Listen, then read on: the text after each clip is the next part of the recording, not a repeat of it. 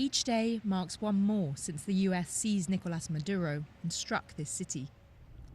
In Caracas, the government plasters calls for his release around the city. But on the world stage, very fast, no bureaucracy. The US and Venezuela, once foes, now swap smiles and investment promises. A second visit in weeks by a US government secretary, this time promising billions in mining deals. But Maduro's number two, Delcy Rodriguez, is still in charge, concerning critics who want fresh elections.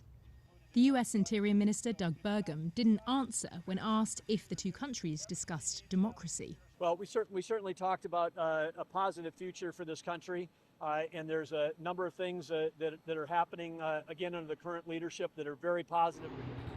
Venezuelans aren't yet feeling economic change, but socially there has been a shift. This camp is where relatives wait outside a prison for loved ones inside. Thousands of political prisoners have been released, though hundreds remain behind bars. Opposition politician Juan Pablo Juanipa, recently freed, knows that reality.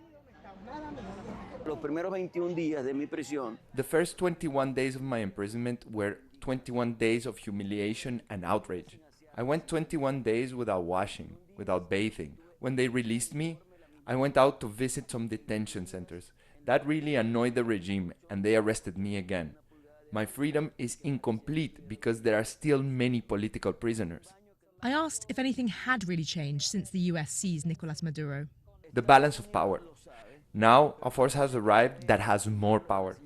This encampment of families protesting outside a prison for the release of their loved ones is in itself a sign of change in Venezuela. Months ago, people would have been too afraid of repercussions to do a protest like this.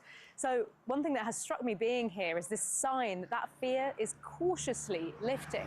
But speaking to others, it's clear that many are still afraid of speaking freely here, with the same government essentially in charge. At this rally marking the anniversary of Maduro's arrest, the calls are clear.